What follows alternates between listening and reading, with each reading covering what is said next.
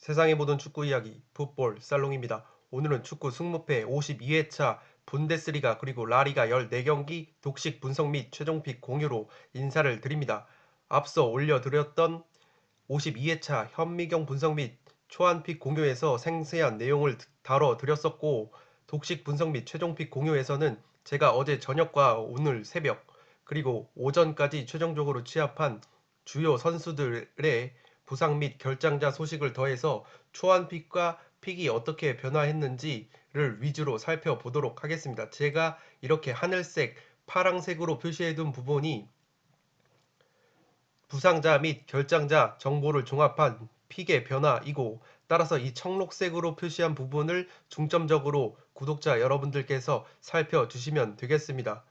또한 독식 분석에 들어가기에 앞서 최근에 배트맨 온라인 사이트가 개편이 됐었죠. 개편 이후에 서버가 굉장히 불안한 모습을 보여주고 있고, 구매 시간이 임박해서 구매를 시도할 경우에는 접속자가 폭주해서 결제조차 제대로 이루어지지 않는 현상이 발생을 하고 있습니다. 최근에는 조금 개선이 된 것 같은데, 그래도 조금 불안한 면이 있기 때문에 풋볼살롱 구독자 여러분들께서는 미리미리 온라인으로 구매를 하시는 분들은 배트맨 홈페이지에 계정에 예치금을 미리미리 넣어 두시고, 구매 시간 마감 1시간 전이나 최소 30분 전에는 미리미리 구매를 하셔서 애써 구성하신 픽을 사보지도 못하고 날려버리는 그런 불상사는 피해 두시기 바랍니다.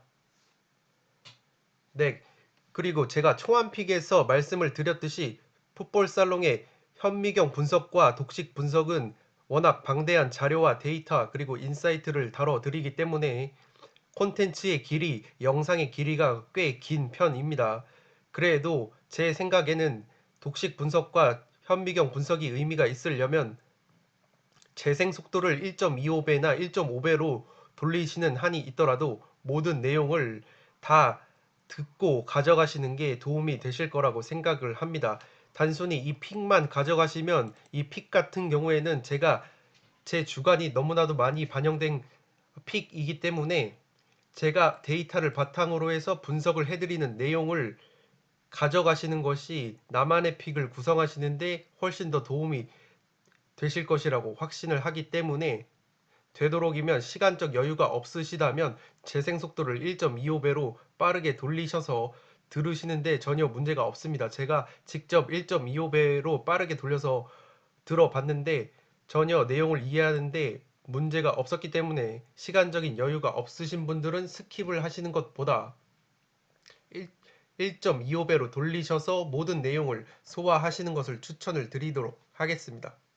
네, 그럼 1번 경기 레반테 대 헤타페이의 경기부터 시작을 하도록 하겠습니다. 저는 초안픽에서 무승부를 베이스로 레반테 사이드를 본다고 말씀을 드렸는데, 그대로 승무 투포를 잡으면서 레반테 사이드를 보도록 하겠습니다. 지금 헤타페가 아무래도 순위가 좀 더 높고, 지난 시즌 헤타페가 보여줬던 어떤 압박 축구에 의한 그러한 인상이 남아 있어서 그런지 몰라도 헤타페 쪽이 조금은 정배 느낌이 나고 있는데, 제가 최근에 헤타페 경기를 직접 몇 경기를 봤는데 지난 시즌만큼의 파괴력이 나오고 있지 않습니다. 헤타페 같은 경우에는 올 시즌 역시 많이 뛰는 축구, 역동적인 축구를 하면서 압박은 가하는데, 문제는 최전방의 공격수들이 골 결정력이 너무나도 떨어지는 모습을 보여주면서 빈 공에 시달리고 있습니다. 최전방에 마타와 앙헬 로드리게스 선수가 지난 시즌만큼의 골 결정력을 보여주지 못하면서 헤타페가 압박은 열심히 하는데 실속은 없는 그러한 경기 내용을 보여주고 있고, 특히나 헤타페 같은 경우에는 원정에서 너무나도 안 좋은 흐름을 보여주고 있습니다. 원정에서 단 1승도 없는 상황에서 3무 1패에게 부진에 빠져 있고 경기당 0.5골이라는 빈 공에 시달리고 있습니다. 반면에 레반테 역시 최근에 5연속 무승부, 더욱이 이 5연속 무승부가 스코어가 다 1대1이 나왔습니다. 그만큼 지금 무자비다운 면모를 보여주고 있는데, 이 레반테 같은 경우에는 헤타페와 마찬가지로 지금 헤타페는 원정에서 승리가 없는 반면 레반테는 홈에서 승리가 없습니다. 그래도 홈에서만큼은 원정보다 조금 더 실점이 적은 모습을 보여주면서 3무승부를 거뒀는데, 저는 이 레반테가 지금 레반테 사이드를 안 보시는 분들 중에서 호세 이 깜빠냐 선수의 결장을 굉장히 크게 보시는데 저 역시도 이 플레이 메이킹이 가능한 이 호세 깜빠냐 선수가 최근에 두 경기에서 1골 1도움을 올리면서 맹활약을 하고 있고 지난 시즌에도 조금은 맹활약한 선수인데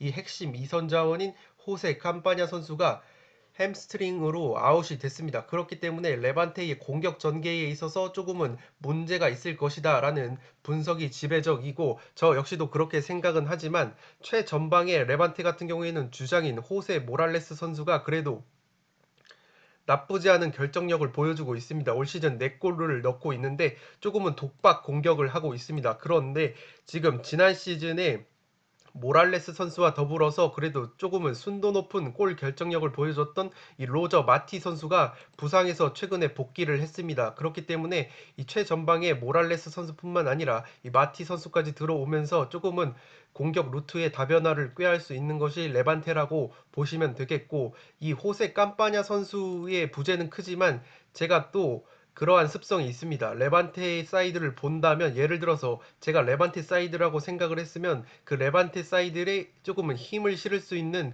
근거나 데이터를 계속해서 모으는 그러한 습성이 있는데 이 레반테의 중원에는 오른쪽 측면에 일단은 포진하는 이 루벤 로치나 선수가 있습니다. 이 루벤 로치나 선수가 지난 시즌 레반테에서 4골 4도움을 기록한 선수인데 측면 쪽에 치우쳐 있다가 가운데 사이드에서 중앙 쪽으로 접혀 들어오는 그러한 움직임을 통해서 직접 마무리나 어시스트를 기록하는 그러한 능력이 있는 것이 이 루벤 로치나 선수입니다. 최근에는 올 시즌 5경기, 6경기만 소화했는데 아직까지 공격 포인트는 없지만 지난 시즌 4골 4도움이나 기록을 하는 플레이메이킹이 가능하다는 점에서 이 중원에서 로치나 선수가 이 깜빠냐 선수가 했었던 그런 플레이메이킹적인 역할을 대신을 해준다면 충분히 로저 마티가 최전방에 복귀한 이 레반테가 헤타페이의 특징이 전방 압박을 강하게 한다고 말씀을 드렸죠. 그렇기 때문에 경기 초반과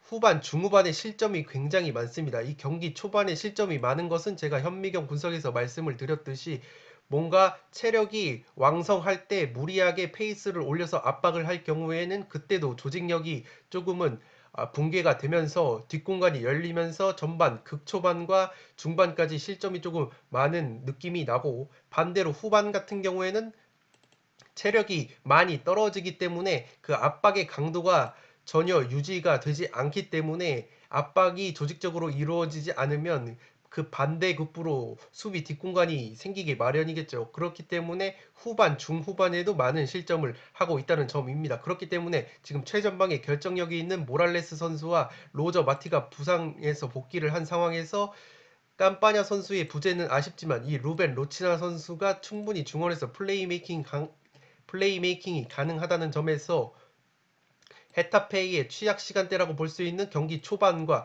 중후반, 후반, 중후반에 레반테가 역습 한 방을 노린다면 충분히 레반테가 승리까지도 한 골차 신승까지도 충분히 바라볼 수 있는 경기이지 않을까 싶습니다. 더욱이 헤타페가 지금 후반 61분부터 90분 그러니까 체력이 소진되기 시작하는 후반에 4골이나 실점을 했습니다. 그런데 해당 구간에서 레반테가 3골을 넣고 있는데 올 시즌 레반테가 득점을 10골이나 했는데 3골 30%의 비중이 후반 중후반에 나왔다는 것은 헤타페이의 체력이 급격하게 저하되는 후반 중후반 그리고 후반 뿐만 아니라 전반 초반부터 30분에 실점이 많은데 5골이나 하고 있죠. 그런데 그 구간에서도 레반테가 20%에 해당하는 2골을 넣고 있기 때문에 헤타페의 취약 시간에도 절반에 가까운 절반의 골을 넣고 있다는 점에서 저는 레반테의 한박을 조금은 바라보도록 하겠습니다.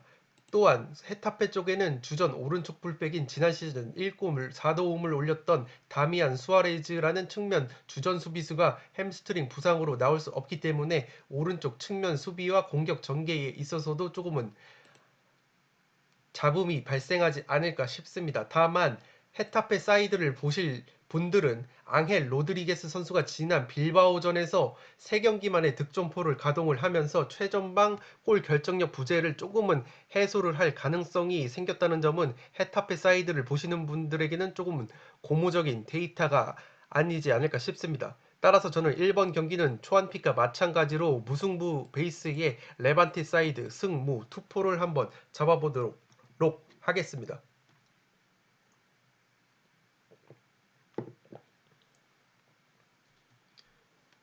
네, 중간중간에 제가 텀을 갖는 이유는 아무래도 제가 유튜브 개설을 한지 얼마 되지 않아서 아직까지 그 요령이 없습니다. 그래서 목에 상당히 무리가 가서 물을 한 잔씩 마시고 진행하는 점은 구독자 여러분들께서 조금은 양해를 부탁드리겠습니다. 네, 이번 경기는 프라이부르크 대 메넨글라드바흐의 경기인데 저는 초안픽에서 프라이부르크의 이변을 보면서 승패 투포를 가져간다고 말씀을 드렸고 그대로 승패 투포를 잡도록 하겠습니다. 메넨글라드바흐 같은 경우에는 최근에 챔피언스 리그 승무패에 많이 들어오면서 조금은 구독자 여러분들께서 익숙한 팀인데 이 메넨글라드바흐가 지금 분데스리가에서 7위를 달리고 있습니다. 그런데 메넨글라드바흐 같은 경우에는 지금 부상자가 조금 있습니다. 핵심 2선 자원이라고 볼 수 있는 이 요나스 호프만 선수가 올해 복귀가 힘들다고 합니다. 또한 왼쪽 풀백 벤세바이니 선수는 코로나19 이후에 부상 복귀를 하지 못하고 있고 주전 중앙 수비수인 엘베디 선수까지 근육 부상으로 이탈을 한다고 합니다. 다만 지금 중요 수비형 미드필더 자원이라고 할 수 있는 자카리아 선수가 부상에서 복귀를 한 점은 그래도 중원에서 수비력이 조금 살아날 수 있다는 요소라고 보시면 되겠습니다. 제가 이 프라이부르크의 사이드를 조금은 염두를 해 두는 것은 프라이부르크가 개막전에서 승리를 거둔 이후에 8경기째 승리가 없습니다. 그만큼 분위기가 좋지 않은데 그럼에도 불구하고 프라이부르크의 어떤 승리까지 곁들이는 이유는 프라이부르크가 경기력 자체는 나쁘지가 않습니다. 나쁘지 않은데 이기고 있는 상황에서 역전패가 굉장히 많았습니다. 그 역전패를 당해서 놓친 승점이 무려 11점이나 되고 제가 주목하는 데이터는 프라이부르크가 홈에서 메넨글라드바흐만 만나면 펄펄 날아다닌다는 점인데 최근 모든 대회 홈 10경기에서 메넨글라드바흐를 상대로 9승을 거뒀을 만큼 굉장히 천적, 특히나 홈에서 메넨글라드바흐를 상대로 강한 모습을 보여주는 것이 프라이부르크입니다. 더욱이 지금 21골을 넣었는데 홈에서 4실점밖에 하지 않았다는 것은 이 메넨글라드바흐를 상대로 홈에서 굉장히 강했다는 모습이고 프라이부르크가 이 해당 데이터가 그렇게까지 오래된 데이터가 아니기 때문에 충분히 유의미한 천적 데이터라고 보시면 되겠습니다. 또한 이 메넨글라드바흐가 지금 다음 주 주중에 챔피언스리그 조별리그 최종전을 앞두고 있습니다. 레알 마드리드 원정을 떠났는데 지금 메넨글라드바흐가 조 1위를 달리고 있긴 하지만 최소한 무승부는 거둬야 최소 2위로 16강 진출을 확정을 짓습니다. 만약에 레알 마드리드전에서 패배를 할 경우에는 운이 없으면 16강 진출이 좌절될 수도 있기 때문에 이 메넨글라드바흐는 프라이부르크전에 전적으로 올인을 할 수가 없는 어떤 구조적인 상황에 빠졌습니다. 그렇기 때문에 이 메넨글라드바흐의 특징을 제가 잠깐 설명을 해드리면 이 메넨글라드바흐가 중원에서 중앙 쪽에서 조금은 타이트하게 블록을 구축을 한 다음에 상대팀의 어떤 중원 자원들을 측면 쪽으로 몰아냅니다. 그 이후에 측면 쪽으로 상대 선수를 몰아서 조직적인 압박을 측면에서부터 가해서 주도권을 쥐는 특징이 있는 것이 이 메넨글라드바흐인데 다음 주에 레알 마드리드 원정이라는 어려운 경기를 앞두고서 이 메넨글라드바흐가 자랑하는 측면 압박을 그대로 수행할지는 조금 의문입니다. 더욱이 지금 메넨글라드바흐가 홈과 원정을 비교했을 때 홈에서는 패배가 없는데 원정에서는 조금은 빠꾸 없는 경기를 하면서 2승 2패를 달리고 있습니다. 물론 원정에서 그만큼 화력이 살아나는 모습을 보여주고 있지만 홈에서는 실점이 0.8골밖에 되지 않는데 원정에서는 실점이 무려 평균 2.5골이나 하고 있다는 점은 원정에서는 굉장히 공격적인 운영, 빠꾸 없는 운영을 한다고 해석을 할 수가 있는데 다음 주에 이 레알 마드리드 원정을 떠난다는 점에서 이 메넨글라드바흐가 자랑하는 측면에서의 압박이 조금은 느슨해지지 않을까 하는 생각이 들었습니다. 그렇기 때문에 지금 프라이부르크가 오른쪽 측면 자원인 이 그리포 선수가 이탈리아 대표팀 선수인데 이 그리포 선수가 굉장히 A매치 기간부터 나쁘지 않은 흐름을 보여주고 있고 지난 아우쿠스부르크 아웃국이라고 부르는 이 아우쿠스부르크 원정에서도 한 골을 넣었습니다. 그렇기 때문에 이 프라이부르크의 측면 자원들이 만약에 메넨글라드바흐가 레알 마드리드전을 염두에 두고 측면 압박을 조금은 느슨하게 해서 최대한 안정적인 운영을 펼치면서 체력적으로 조금은 세이브를 하는 경기를 펼친다면 이 프라이부르크의 측면 자원인 그리포를 필두로 해서 측면에서의 압박이 이루어지지 않는다면 프라이부르크가 충분히 측면에서 조금은 공격 전개가 수월한 면이 있지 않을까 하는 그러한 인사이트를 조금은 첨가를 해 봤습니다. 그렇기 때문에 이 메넨글라드바흐가 최대한 안정적인 운영을 한다고 가정을 했을 때 만약에 프라이부르크가 이 메넨글라드바흐의 안정적인 운영을 뚫어내지 못한다면 충분히 저는 이 경기는 무승부까지 나올 가능성이 높다고 보여집니다. 메넨글라드바흐가 최대한 안정지향적인 경기를 펼치면서 지지 않는 경기를 펼친다고 했을 때 프라이부르크가 메넨글라드바흐의 어떤 조직적인 수비벽을 뚫어내지 못한다면 충분히 무승부가 나올 수도 있을 것 같고, 반대로 프라이부르크가 그러한 메넨글라드바흐를 상대로 천적일합시고 무리하게 공격을 전개하다가 메넨글라드바흐의 퀄리티 있는 공격진이죠. 플레아 선수, 티랑 선수, 그리고 슈틴들 등 최근에 챔피언스 리그 무대에서 굉장히 좋은 모습을 보여줬던 그 퀄리티 있는 공격에 역습 한 방에 무너질 가능성이 있기 때문에 저는 일단 베이스로는 메넨글라드바흐 사이드를 가져가는데, 그래도 메넨글라드바흐가 최대한 안정지향적인 경기를 펼친다고 가정을 했을 때 메넨글라드바흐의 특징이라고 할 수 있는 그 측면에서의 압박을 조금은 체력적인 면에서 안배를 위해서 조금은 느슨하게 가한다고 가정을 했을 때 이 프라이부르크의 그리포를 필두로 한 측면 공격 자원들이 공격이 수월하게 전개를 할 수 있는 요소가 있다고 보여지기 때문에 이러한 홈에서의 극강의 모습을 메넨글라드바흐 상대로 보여주고 있는 프라이부르크가 지금 개막전 이후에 승리는 없었지만 그래도 4번의 무승부가 있었고 이 패배 역시 역전패가 많았다는 점은 두 번째 승리를 충분히 노려볼 만하지 않을까 싶어서 저는 초안피가 마찬가지로 승패 투포를 잡도록 하겠습니다. 메넨글라드바흐 같은 경우에는 최근에 그 플레아 선수와 티랑 선수가 챔피언스 리그 무대에서는 굉장히 많은 골과 어시스트를 기록하고 있는 반면 이 두 선수가 분데스리가에서만큼은 조금은 부진한 모습을 보여주고 있다는 점도 프라이부르크 사이드를 조금 염두에 두고 있으신 분들은 참고를 하시기 바랍니다.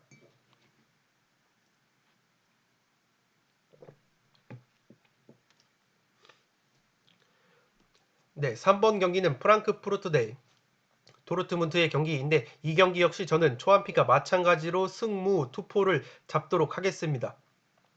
제가 서두에서 말씀드렸듯이 풋볼 살롱의 픽을 그대로 따라가지 마시고 제가 분석해드리는 내용을 바탕으로 최대한 뉘앙스를 파악을 하셔서 나만의 픽을 구성하시기 바랍니다. 3번 픽 같은 경우에도 지금 도르트문트를 제가 버렸기 때문에 굉장히 위험 요소가 있는 픽이기 때문에 리스크를 안고 가는 픽이기 때문에 그대로 따라가지 마시고 최대한 분석 내용에 집중을 해주시기 바랍니다. 제가 프랑크푸르트 사이드를 보는 이유는 도르트문트의 지금 핵심 공격수라고 볼 수 있는 홀란드 선수가 부상으로 이탈을 했습니다. 홀란드 선수가 리그에서 10골, 챔피언스 리그에서 6골을 넣었을 정도로 굉장히 도르트문트의 공격의 핵심이라고 볼 수 있는데, 제가 파악한 바로는 홀란드 선수가 뛰었을 때 도르트문트 승률이 무려 92%에 달하는데 이 홀란드 선수의 골이 터지지 않았을 때 혹은 홀란드 선수가 나오지 못했을 때의 승률은 40%밖에 되지 않습니다.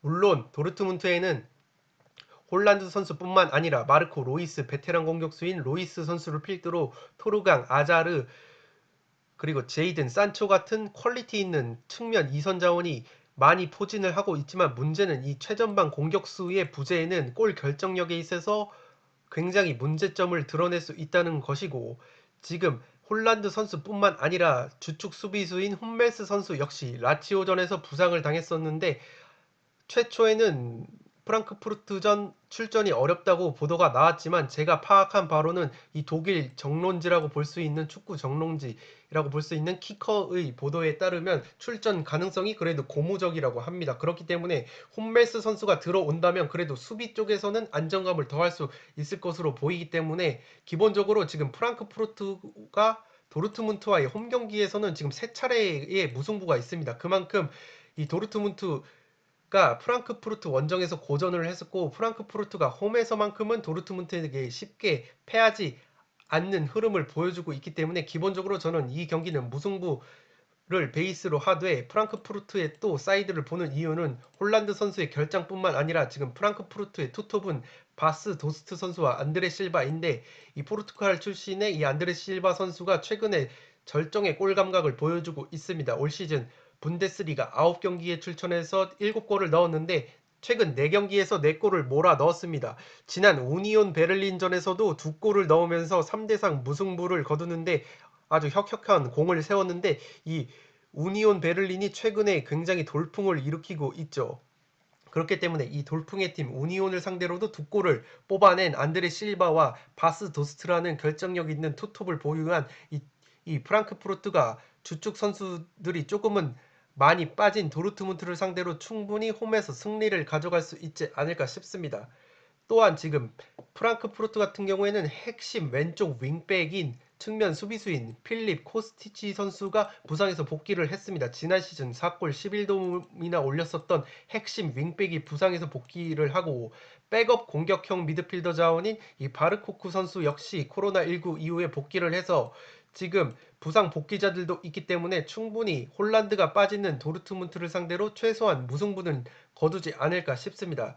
프랑크푸르트의 특징으로는 지금 제공권이 분데스리가에서 2위입니다. 세트피스 상황에서 무려 4골이나 넣고 있는데 세트피스 수비도 좋겠죠. 당연히 제공권 2위에. 그런데 도르트문트의 특징이 도르트문트 역시 공격 상황에서 홈멜스 선수 등을 필두로 한 이 세트피스 공격이 꽤나 강한데 문제는 세트피스 공격은 강하지만 반대로 세트피스 수비는 약하다는 것이 도르트문트입니다. 그렇기 때문에 지금 세트피스 상황에서 굉장히 많은 골을 넣고 있고 분데스리가 제공권 2위에 해당하는 프랑크푸르트를 상대로 세트피스 상황에서도 조금은 고전을 할 가능성이 있지 않나 싶습니다. 그렇기 때문에 공수에서 전력 누수와 함께 이러한 세트피스 수비에서 약점을 드러내는 도르트문트가 분데스리가 제공권 2위에 해당하는 그리고 올 시즌 세트피스로 30% 가까운 득점 비율을 보여주고 있는 이 프랑크푸르트에게 세트피스 한 방으로도 불이의 일격을 당할 가능성이 있지 않을까 싶습니다. 따라서 저는 3번 픽은 무승부를 베이스로 프랑크푸르트 승리 쪽을 보는 이변 픽을 한번 가져가 보도록 하겠습니다.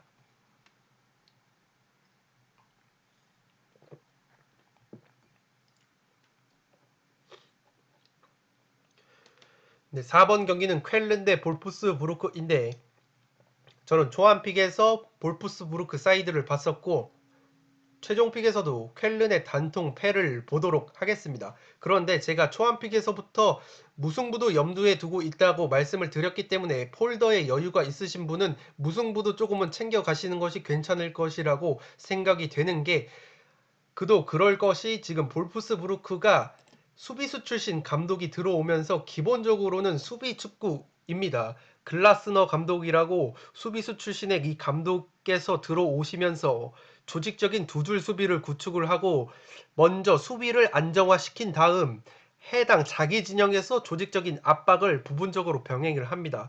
그 이후에 오른쪽 측면 풀백으로 절정의 폼을 보여주고 있으면서 요즘에 독일 대표팀까지 승선을 한 이 바쿠 선수를 필두로 해서 최전방의 장신 공격수인 197cm에 자라는 이 베흐호스트 선수 역시 최근에 3경기 4골 1도움으로 굉장히 좋은 모습을 보여주고 있는데 이 오른쪽 풀백에 바쿠 선수의 전진에 의한 크로스와 베흐호스트라는 장신 공격수의 뚝배기를 노리는 그러한 크로스 공격도 굉장히 강하기 때문에 이 볼프스부르크가 레버쿠젠과 더불어서 분데스리가의 유일한 무패 팀입니다. 4승 5무로 패배가 없는데 이 5무나 있는 것은 기본적으로 볼프스부르크가 수비를 탄탄히 하는 팀이기 때문에 지금 최소 실점 랭킹에서도 2등을 달리고 있습니다. 라이프치히가 최소 실점 제가 알기로는 1등입니다. 6골로 라이프치히가 최소 실점 1등인데 그 뒤를 잇는 것이 볼프스부르크입니다. 그렇기 때문에 수비를 탄탄히 하는 팀이기 때문에 쾰른이 직전 도르트문트 원정에서 2대1 승리를 거두기는 했으나 볼프스부르크의 짠물 수비를 뚫어내는 데는 한계가 있다고 보이고 그렇기 때문에 저는 최대한 무승부를 보려고 하는데 이 쾰른이 도르트문트 원정을 떠나서 승리를 거뒀을 때 전략적으로 원래는 쾰른이 뽀백 라인을 사용을 합니다. 그런데 이 전략적으로 도르트문트 원정에서는 5백을 가동을 하면서 측면 공간을 틀어 막았다고 합니다. 그렇기 때문에 볼프스부르크가 제가 앞서 말씀을 드렸던 이 오른쪽 풀백인 바쿠 선수를 필두로 한 측면 공격에 의한 크로스 최전방에 197cm 장신 공격수인 이 베흐호스트를 겨냥하는 크로스 공격이 굉장히 날카로운데, 이 도르트문트 원정에서 보여줬던 쾰른의 5백 측면 공간을 조금은 빡빡하게 틀어 막아버리는 이 5백을 전략적으로 또다시 한번 들고 나온다면 볼프스부르크가 자랑하는 측면 공격이 조금은 작동이 되지 않을 가능성이 높다고 보여집니다. 그렇기 때문에 만약에 쾰른이 도르트문트 원정에서 재미를 봤었던 그 조직적인 5백을 들고 나와서 효과가 있다면 볼프스부르크 역시 의외로 득점을 하는데 굉장히 고전을 할 것으로 보입니다. 그렇기 때문에 쾰른의 5백이 먹혀든다는 가정하에 볼프스부르크 역시 수비를 중시하는 팀이기 때문에 의외로 득점이 터지지 않는 경기가 나올 수도 있기 때문에 폴더에 여유가 있으신 분들은 무승부까지 조금은 염두를 해 두시는 것도 나쁘지 않은 선택이라고 보고, 저는 폴더에 여유가 없기 때문에 기본적으로 볼프스부르크가 그래도 최근에 베흐호스트가 굉장히 좋은 모습을 보여주고 있고 오른쪽 풀백 바쿠 선수의 폼이 절정에 달하고 있기 때문에 볼프스부르크 사이드를 단통으로 가져가 보도록 하겠습니다. 폴더에 여유가 있으신 분들은 조금은 무승부까지 염두에 두시는 것도 나쁘지 않은 선택이 될 것 같고, 더욱이 지금 쾰른의 취약 시간대라고 볼 수 있는 구간에서 볼프스부르크가 많은 골을 넣고 있습니다. 실점 15골 중에서 쾰른이 20%에 해당하는 3골을 전반 11분부터 20분, 41분부터 50분, 후반 막판인 81분부터 90분에 몰아서 실점을 하고 있는데, 해당 구간에서 볼프스부르크가 꾸준히 득점을 하고 있다는 점도 볼프스부르크 사이드를 보시는 분들에겐 조금은 유의미하지 않을까 싶습니다. 또한 쾰른이 지금 분데스리가 홈 10경기에서 승리가 없기 때문에 홈 고자 면모를 보여주고 있기 때문에 최대 볼프스부르크를 상대로 이변을 잡는다면 무승부가 맞을 것 같고, 저는 그래서 쾰른의 단통패를 보지만 폴더에 여유가 있으시다면 조금은 무승부까지도 가져갈 만한 경기이지 않을까 싶습니다. 더욱이 쾰른의 지금 장신 공격수 세바스티안 안데르손 선수가 부상으로 불투명하기 때문에 쾰른이 득점을 볼프스부르크의 짠물 수비를 상대로 이 공격수까지 빠지는 상황에서 득점을 하기에는 조금은 힘들어 보이고, 볼프스부르크 역시 주전급 미들필더인 메흐미디 선수가 아킬레스 부상으로 이탈을 한 것은 조금은 아쉬운 면이라고 볼 수 있겠지만 기본적으로 볼프스 사이드가 조금은 유리해 보이고, 폴더에 여유가 있으시다면 제가 분석을 해드린 내용을 바탕으로 해서 무승부까지 조금은 챙겨 가시는 것도 나쁘지 않은 선택이라고 보여집니다.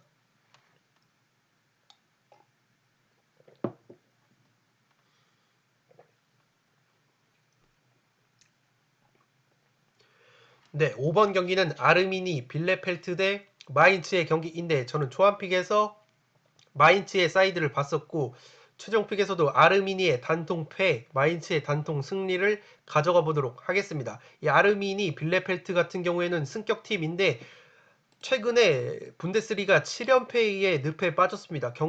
시즌 초반에는 승리까지 거두면서 굉장히 승격팀 돌풍을 예고하는가 싶었더니 연달아 7연패를 당하면서 분데스리가의 체급을 여실히 느끼고 있는데, 리그 홈경기와 원정을 비교를 했을 땐 그래도 홈경기에서 스탯이 그나마 준수합니다.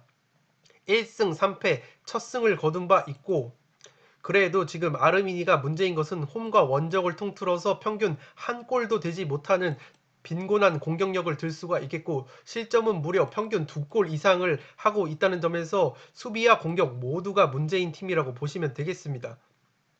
더욱이 수비가 실점을 19골이나 하고 있는데, 이 주전 센터백인 아모스 피퍼 선수가 부상으로 아웃이 됐다는 점에서 수비 쪽에서 공백이 있을 수 있고, 그런데 제가 주목한 것은 아르미니가 직전 경기에서 레버쿠젠과 라이프치히를 상대를 했는데 아쉽게 한 골차 패배를 당했습니다. 그런데 라이프치히 원정에서 라이프치히를 상대로 슈팅을 14개를 때렸습니다. 그때 당시에 라이프치히가 슈팅을 15개를 때렸는데 상당히 대등한 경기를 펼치면서 슈팅 14개를 때리면서 아쉽게 한 골차 패배를 당했습니다. 심지어 이 라이프치히의 젊은 감독인 나겔스만 감독 인터뷰에 따르면 라이프치히의 감독임에도 불구하고 이 아르미니를 상대로 우리가 승점 3점을 따낼 만한 경기를 하지 못했다고 자책을 했을 정도로 이 아르미니의 경기력이 굉장히 괜찮았다는 점은 아르미니의 어떤 사이드를 조금은 무승부나 혹은 아르미니의 사이드를 보시는 분들은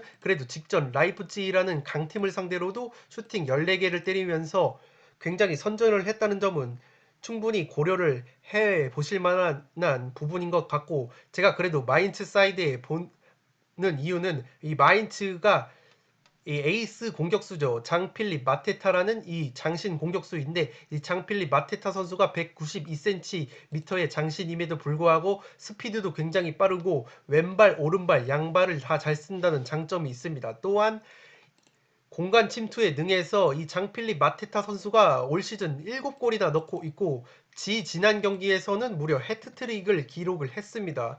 그렇기 때문에 굉장히 좋은 골 감각을 이 마테타 선수가 보여주고 있고, 이 마테타 선수와 더불어서 지난 시즌에 13골이나 넣었던 공격수 콰이선 선수가 부활에 성공을 했습니다. 원래는 최근에 골이 없었는데 2라운드 이후에 골이 없었는데 지난 호펜하임전에서 골맛을 보면서 다시 골 감각을 끌어올렸습니다. 그때 당시에 마테타 선수도 골대를 때리는 등 지금 최전방에 마테타와 콰이손이 굉장히 좋은 폼을 보여주고 있다는 점에서 마인츠가 지금 아르미니 같은 경우에는 올 시즌 6골밖에 넣지 못하는 공격력이 너무나도 빈골한 팀에 비해서 마인츠는 그래도 11골이나 넣고 있는데 그 중심에는 마테타와 콰이손이라는 그래도 결정력이 있는 공격수들이 있고, 이 두 선수가 최근에 골 감각을 회복을 했다는 점에서 마인츠 사이드가 조금은 유력해 보이는 상황입니다. 마인츠 같은 경우에는 6연패 뒤에 최근에 3경기에서 1승 2무를 거두면서 조금은 분위기 반전에 성공을 했기 때문에 7연패 늪에 빠져있는 아르미니보다도 상당히 분위기가 좋은 상황입니다. 마인츠 같은 경우에는 그래도 올 시즌 1승을 거뒀는데 그것도 원정에서 거둔 것이기 때문에 1승의 추억이 있는 원정에서 충분히 승격팀인 7연패 늪에 빠져있는 아르미니를 상대로 한 골차 두 골차 신승까지도 바라볼 수 있지 않을까 싶습니다. 이 아르미니 같은 경우에는 공격이 상당히 문제라고 말씀을 드렸는데 그래도 라이프치히 전에서 굉장히 선전을 했고, 지난 시즌 2부 리그에서 무려 12골 5도움을 기록하며 승격을 이끌었던 미드필더 포글자머 선수가 아르미니의 부상 복귀를 했습니다. 그렇기 때문에 리그 6골밖에 넣지 못하고 있는 이 빈공을 해소함에 있어서 이 포글자머 선수가 그래도 키를 쥐고 있다고 보여지기 때문에 이 아르미니의 사이드를 보시는 분들은 이러한 라이프지전에서 선전을 했다는 점과 지난 시즌 2부 리그에서 맹활약했던 포글자머 선수가 부상에서 복귀를 했다는 점을 고려를 하시면 그래도 아르미니 사이드를 보시는 분들에게는 조금은 도움이 되는 데이터이지 않을까 싶습니다. 저는 그래도 장필립, 마테타와 콰이손이 버티고 있는 마인츠의 공격진이 조금 더 아르미니를 압도할 여지가 있다고 보기 때문에 저는 초안픽과 마찬가지로 아르미니의 단통 패를 보도록 하겠습니다.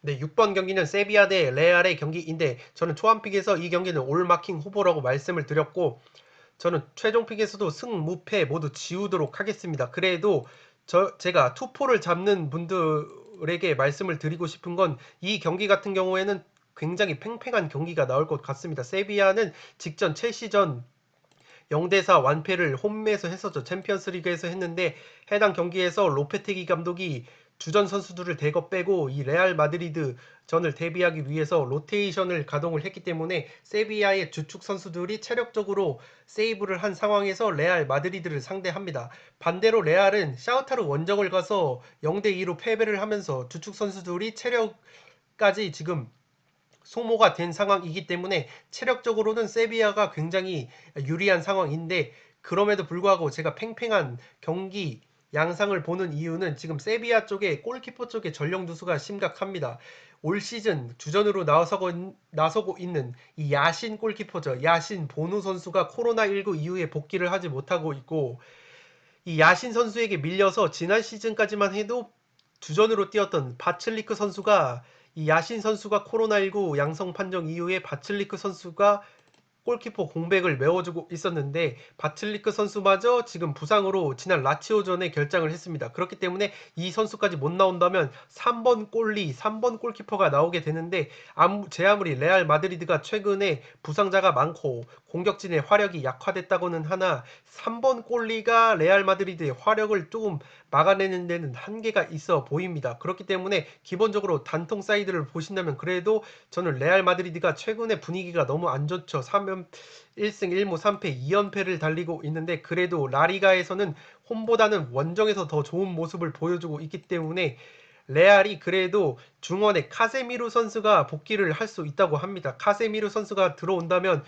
이렇게 카세미루 선수가 홀딩 역할을 해주면서 앞쪽에는 모드리치와 플레이메이킹 가능한 웨데가르가 카세미루 선수를 믿고 조금은 자유롭게 날뛸 수 있는 환경이 조성이 되기 때문에 최전방의 벤제마 선수가 지금 부상 복귀 이후에는 폼이 조금은 안 좋지만 벤제마 선수도 지금 회복을 경기를 뛰면서 하고 있기 때문에 중원에 카세미루 선수가 묵직하게 버텨주면서 앞쪽에 모드리치와 웨데가르드 그리고 토니 크로스 같은 걸출한 미드필더들이 플레이 메이킹을 원활하게 할 수 있다는 점에서 이 카세미르 선수의 복귀는 굉장히 커 보이고 이 라모스 선수가 핵심 수비수죠. 핵심 수비수이자 정신적 지주인 주장인데 이 라모스 선수가 한동안 부상을 당하면서 경기를 뛰지 못하면서 레알이 굉장히 고전을 했었는데 이 라모스 선수가 제가 레알 마드리드 홈페이지에서 훈련 사진을 뒤져봤는데 훈련은 문제없이 하고 있었습니다. 그런데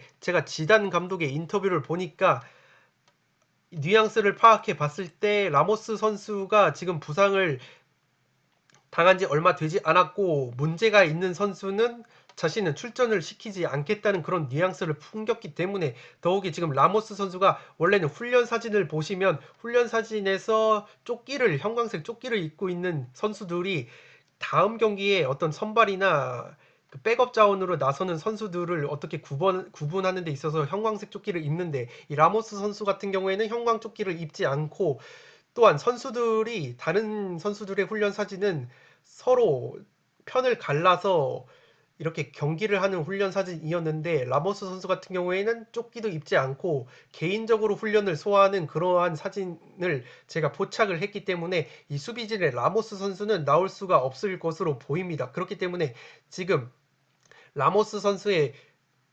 결장은 조금은 아쉬운 부분이지만 그래도 카세미로 선수가 중원에서 복귀한다면 충분히 백업 자원으로도 지금 공격진에는 비니시우스 주니어와 호드리구 등 젊은 선수들이 있기 때문에 충분히 세비야가 최근에 4연승을 거둔 바가 있지만 굉장히 한 골차 꾸역승 느낌의 꾸역승이 많았습니다. 그렇기 때문에 레알 마드리드가 카세미루가 이 중원에서 복귀를 한다면 앞선에 모드리치, 토니 크로스 그리고 웨데고르 같은 플레이메이킹이 가능한 미드필더들이 덩달아서 안정감 있게 살아나는 구조적인 이점이 있고 더욱이 카세미르 선수가 지난 시즌 세비야를 상대로 승리를 거뒀을 때 무려 2골이나 넣었습니다. 이 수비형 미드필더인 카세미르 선수가 세비야전에서 2골을 넣으면서 2대1 승리를 견인했던 좋은 기억이 있기 때문에 여러모로 이 카세미르 선수의 복귀가 조금은 레알 쪽에 힘을 실어주지 않나 싶습니다. 그래서 저는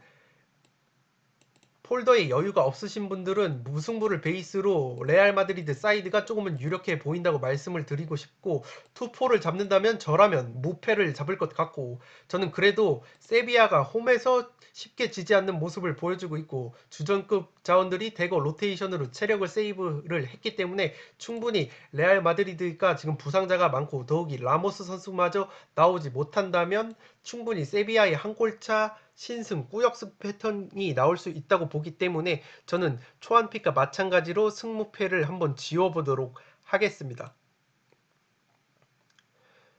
실점 패턴을 조금만 말씀을 드리면 올 시즌 세비야가 실점이 8골로 그렇게 많은 편은 아닙니다. 그런데 지금 그래도 세비야의 취약 시간대라고 볼 수 있는 구간에서 레알 마드리드가 상당히 강했습니다. 전반 0분부터 10분 네, 레알 마드리드가 해당 구간에서 2골, 41분부터 50분까지 2골, 그리고 후반 막판이죠. 81분부터 90분까지 무려 레알 마드리드가 5골을 넣고 있다는 점에서 세비야의 취약 시간대에 레알 마드리드가 굉장히 많은 골을 넣고 있다는 점도 레알 마드리드 사이드가 조금은 유력해 보이고, 반대로 세비야는 후반 막판에 수비력도 안 좋지만 공격력이 살아나는 팀인데, 레알 마드리드가 후반 막판에 한 골도 실점을 하고 있지 않습니다. 그렇기 때문에 세비야가 후반 막판에 화력을 집중을 시키죠. 지난 우에스카전에서도 후반 80분 이후에 한 골을 넣으면서 꾸역승으로 1대 0으로 이긴 바 있는데, 그만큼 세비야가 후반 막판에 화력이 살아나는 모습을 보여주고 있는데, 이 레알 마드리드가 후반 막판에는 한 골도 실점을 하지 않고 있기 때문에 이러한 부분도 레알 사이드가 조금은 유리하지 않나 싶습니다.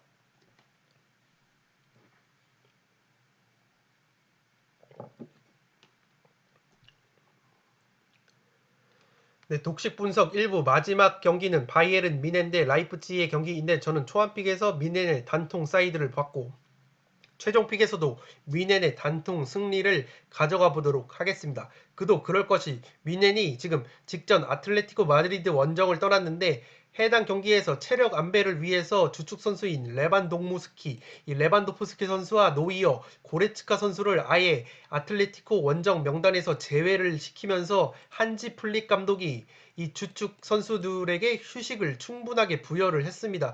더욱이 지금 라이프치히 같은 경우에는 바샥쉐이르 원정에서 겨우 4대3으로 이기고 돌아왔죠. 이 바샥쉐이르가 터키에 있는 팀이기 때문에 터키 원정을 치렀는데, 이 라이프치히가 한 골차 신승을 거두면서 로테이션을 가동할 여유가 없었습니다. 그렇기 때문에 주축 선수들이 대부분 90분 풀타임을 아주 진땀승을 거두느라고 체력을 많이 소모를 하고 왔기 때문에, 이 주축 선수들인 레반도프스키, 노이어, 고레츠카가 완전히 풀로 휴식을 취하고, 더욱이 아틀레티코 마드리드 원정에서조차 대부분 주축 선수들을 빼고 대거 백업 선수들을 투입을 하면서 체력을 아낀 바이에른 미넨을 상대로 승리를 거두기에는 조금은 힘들어 보이지 않을까 싶습니다. 더욱이 바이에른 미넨이 역사상으로 라이프치히를 상대로 홈에서는 진 적이 없습니다. 홈 4경기에서 최근에 모든 대회에서 홈 4경기에서 라이프치히에게 한 골도 실점을 하지 않고 있고, 모든 대회 10경기를 봤을 때는 라이프치히전에서 1패를 당했는데 홈에서만큼은 패배를 한 적이 없고,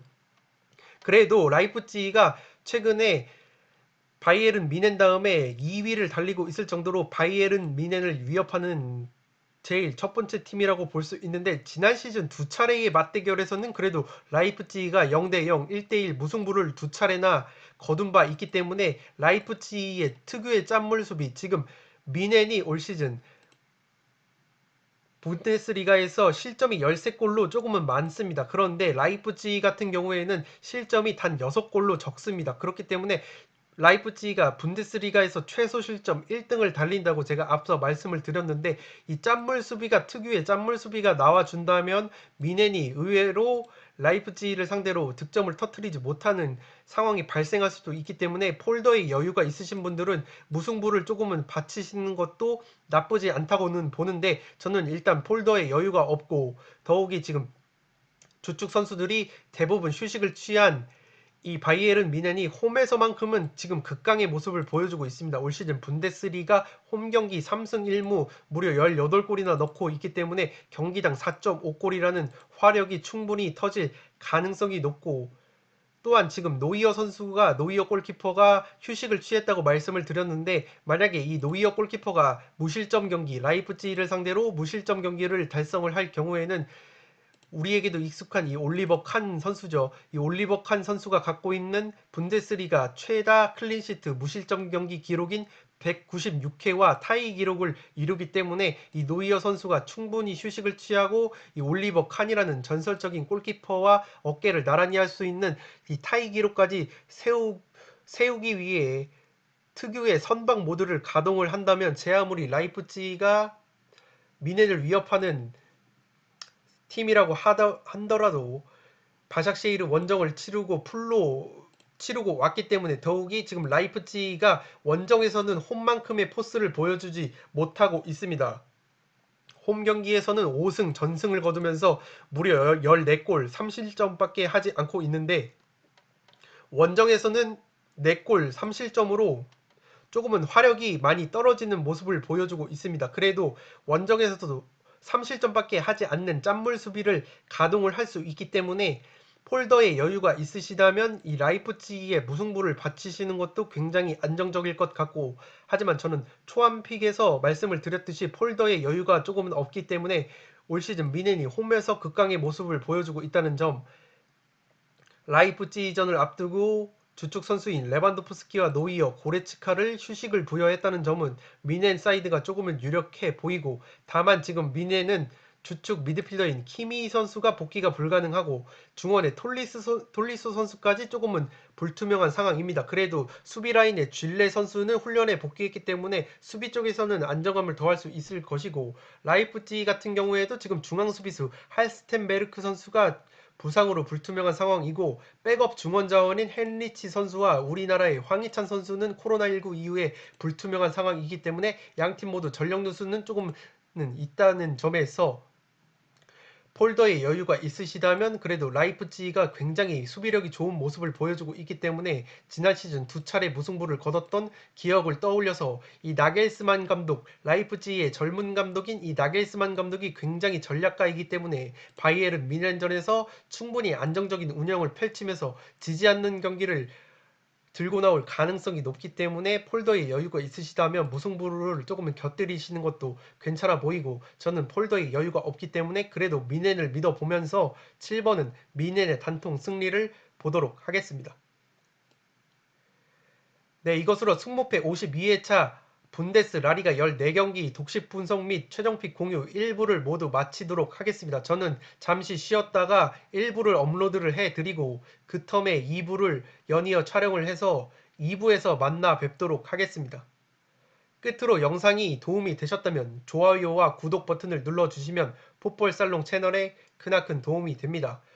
구독 버튼 옆에 종 모양의 알림 설정을 해 두시면 그 누구보다 빠르게 양질의 승무패 컨텐츠를 만나보실 수 있습니다. 지금까지 풋볼 살롱이었습니다. 감사합니다.